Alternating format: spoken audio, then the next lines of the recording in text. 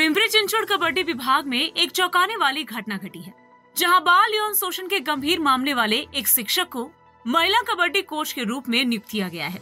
नाबालिग छात्रा के यौन शोषण के मामले में शिक्षक को यहां ठाणे जिले में आयोजित senior group state championship kabaddi चयन ट्रायल के लिए मुख्य कोच नियुक्त किए जाने से राज्य के खेल प्रेमियों ने अपना गुस्सा व्यक्त किया है। दिलचस्प बात यह है कि भले ही उस शिक्षक पर बाल यौन शोषण निवारण अधिनियम जैसे गंभीर अपराध का मामला दर्ज किया गया हो, पुणे जिला कबड्डी एसोसिएशन ने इस शिक्षक को महिला कबड्डी टीम का मुख्य कोच नियुक्त किया है। उप मुख्यमंत्री एकनाथ शिंदे के जिले ठाणे में 19 से 23 मार्च तक सीनियर ग्रुप स्टेट अजिंक्य पैड कबड्डी टूर्नामेंट का आयोजन किया गया है। इस टूर्नामेंट के लिए पिंपरी चिंचवड डिवीजन महिला कबड्डी टीम के मुख्य कोच के रूप में उस शिक्षक की नियुक्ति पर राज्य के खेल प्रेमियों ने अपना गुस्सा व्यक्त किया है। शिक्षक के खिलाफ पुणे जिले के घोड़ेगांव पुलिस स्टेशन में उनके स्कूल में पढ़ने वाली एक नाबालिग छात्रा के यौन उत्पीड़न के मामले में बाल यौन शोषण रोकथाम अधिनियम के तहत मामला दर्ज किया गया है।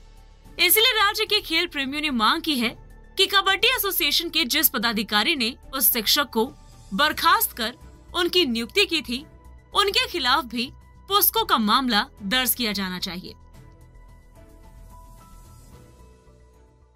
ठाणे या ठिकाणी 19 मार्च ते 23 मार्च कबड्डीच्या संदर्भात राज्यस्तरीय चाचणी प्रशिक्षणपदी पुणे जिल्हा कबड्डी असोसिएशनच्या वतीने प्रशिक्षकाची नियुक्ती केलेली आहे। ज्या प्रशिक्षकावरती काही महिन्यापूर्वी एका विद्यार्थींचा विनयभंग केला म्हणून पॉस्को कायद्याअंतर्गत गुन्हा दाखल झालेला आहे। अशा व्यक्तीला पुणे जिल्हा कबड्डी असोसिएशनच्या वतीने पुणे जिल्ह्यातील पिंपरी चिंचवड विभागाकरता प्रशिक्षक म्हणून नियुक्ती केलेली आहे। खरं तर दिल्लीमध्ये ब्रिजभूषण सिंगच्या महिलांवरील लैंगिक अत्याचाराच्या घटना ताज्या आहेत। महाराष्ट्रातील विविध विभागामध्ये अशा प्रकारे विद्यार्थ्यांचं विनयभंग बलात्काराच्या घटना घडत असताना पुणे जिल्हा कबड्डी असोसिएशनच्या वतीने त्या ठिकाणी प्रशिक्षक म्हणून नियुक्ती करणे हा गंभीर गुन्हा पुणे जिल्हा कबड्डी असोसिएशनने केलेला आहे।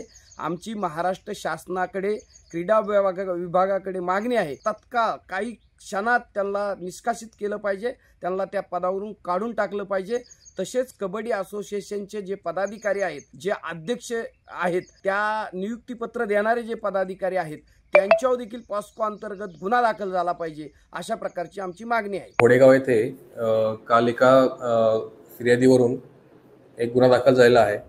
त्याच्यामध्ये शाळेतील शिक्षकानेच वारंवार एका अल्पवयीन मुलीचा पाठलाग करून तिचा विनयभंग केल्याबद्दल गुन्हा दाखल आहे। गुन्ह्यामध्ये भारतीय न्याय संहिता 75, 77 तसेच पोक्सोचे 8-12 या कलमांतर्गत गुन्हा दाखल आहे।